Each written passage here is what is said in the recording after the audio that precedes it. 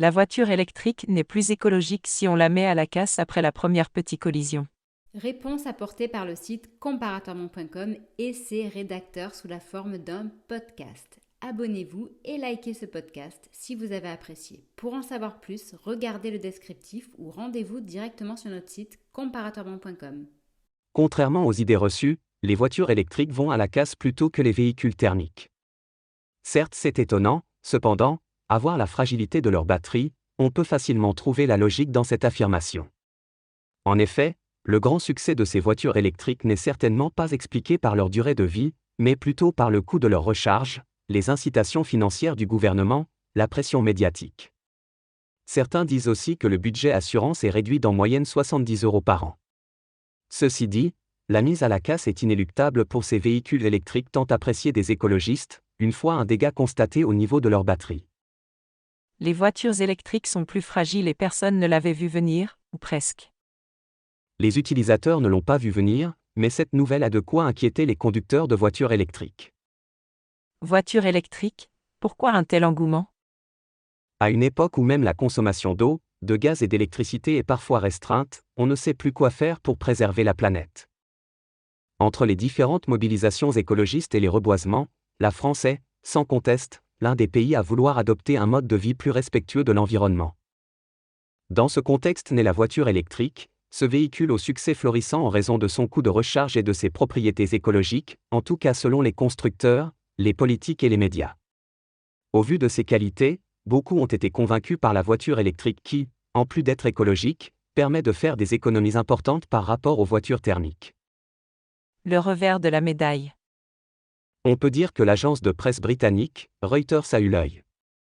Elle partait du simple constat que le nombre de voitures électriques mises à la casse grimpe alors qu'elles ne sont utilisées que par 15% de conducteurs. Paraît-il que leurs batteries sont plus ou moins exigeantes et c'est justement là que le bâtiment blesse.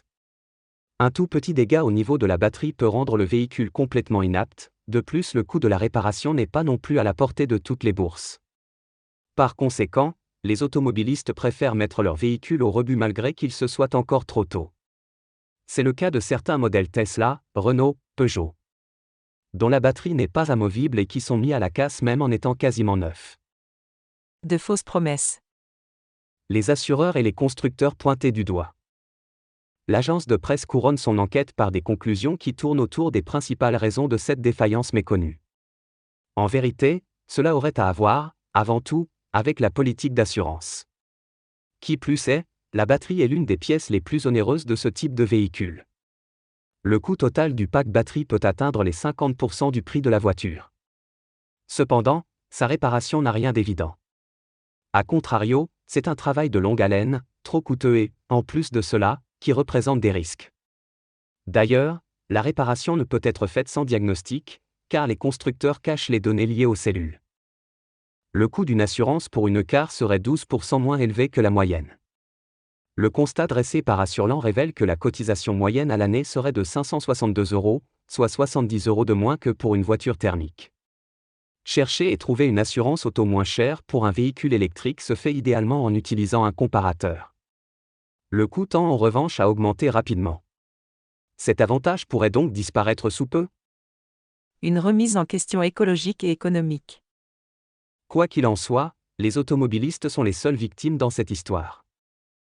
Les assureurs, eux, peuvent tirer leur épingle du jeu en recommandant tout simplement la mise à la casse, mais qu'en est-il de l'investissement de l'utilisateur ?